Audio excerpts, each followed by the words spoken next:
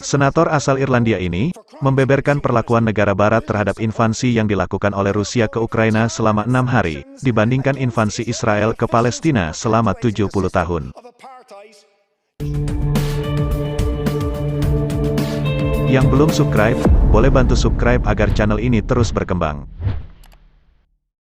All of those things apply to the state of Israel in its treatment of the Palestinians, and yes, the government is concerned about its use of language and doesn't feel it is appropriate to even use the word apartheid when Amnesty International, the most respected human rights organization in the world, and Human Rights Watch, within a very short period of time, issue these damning reports saying that Israel, since its foundation, has been built on a system of oppression and domination and apartheid and racism, involving the murder of unarmed, innocent civilians on a regular basis, arbitrary detention and imprisonment, land annexations, the displacement of people, the denial of basic fundamental rights to 6 million Palestinians who are displaced outside Israel and the occupied territories, to the right to their return to their homes, to the illegal blockade of Gaza, which has left, as they say in the report, Gaza in a permanent state of humanitarian crisis, denying people access to food, to water, and treating the Arab population as a whole, the Palestinian population as a whole, as an inferior race. I mean, it doesn't get stronger than this. And yet you want to be careful about your language.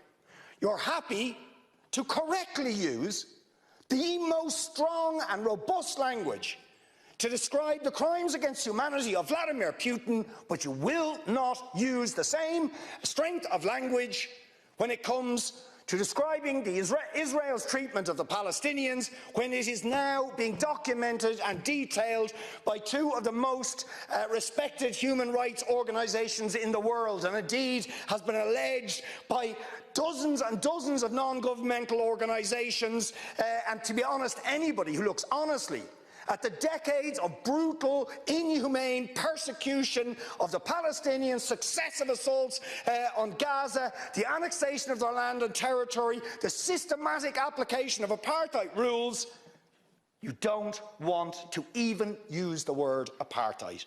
Never mind sanctions. 5 days sanctions against Putin and his thugs, 70 years of oppression by the Palestinians, and it wouldn't be, what was the word you used? It wouldn't be helpful to impose sanctions. Amnesty International are calling for Israel to be referred to the International Criminal Court for crimes against humanity. Will you support it? They are calling for targeted sanctions against Israeli officials who are perpetuating the system of apartheid, just exactly the same types of sanctions you've just initiated against Vladimir Putin. Will you support it? And I think the answer is clearly you're not going to. And then we ask the question, why? Why? Now you see, if you're going to have moral standards, those standards have to be consistent. Otherwise, they are not standards at all. They are just cynicism.